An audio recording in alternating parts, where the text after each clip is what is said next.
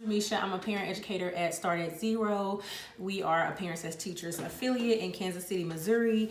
And I wanted to talk to you about how we do home visits. Okay, so when we think about home visits, because we are Parents as Teachers affiliates, we look at three different buckets in our curriculum. So that's parent-child interaction, development-centered parenting, and family well-being. So in each of those categories, there are subtopics that we like to touch on. So I won't get into too many details about all of them, but I just wanted to hit them really quickly to talk about what happens in a home visit.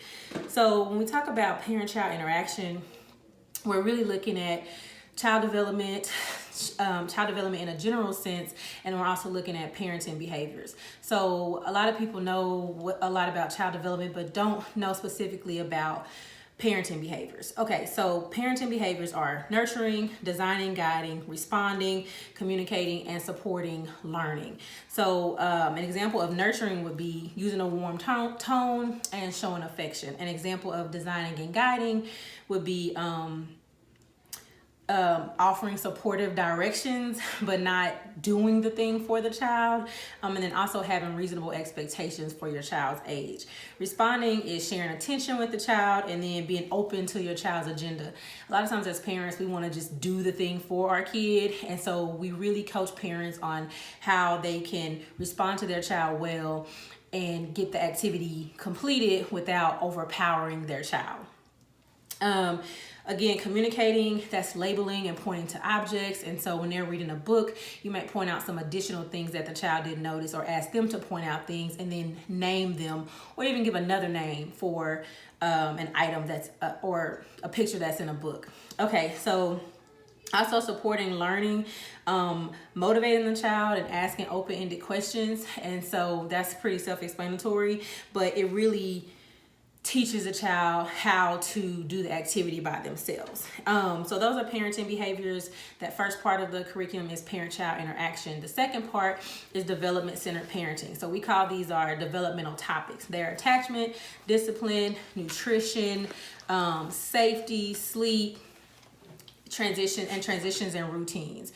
So in each of these categories, we talk about a different one every time we meet with the parent, and sometimes they overlap. I always like to say that attachment is the foundation for discipline. So we teach parents and coach parents on how to have a good attachment and a good bond with their child, so that when it's time to discipline and correct their child, that it makes it easy because they already have a deep connection with them. So that is development-centered parenting, which is the second part of our curriculum. And the last part of our curriculum is family well-being. So the thing about family well-being is it's the family's job to determine what well-being means to them, and then we just support that. So family well-being topics are basic essentials, which includes food, housing, utilities, transportation, that kind of thing. And then also, especially for right now, emergencies, and what do you do in a situation where you have a crisis. The second part of family well-being is education and employment. So we're looking at adult education, job training, and even immigration support. Additionally, we're looking at physical health of the family and what that means. So physical health, we tend to coach parents on the kids' activity level, but for me, I also am concerned about how active the parents are. And so we ask questions about how they feel that their family is doing physically.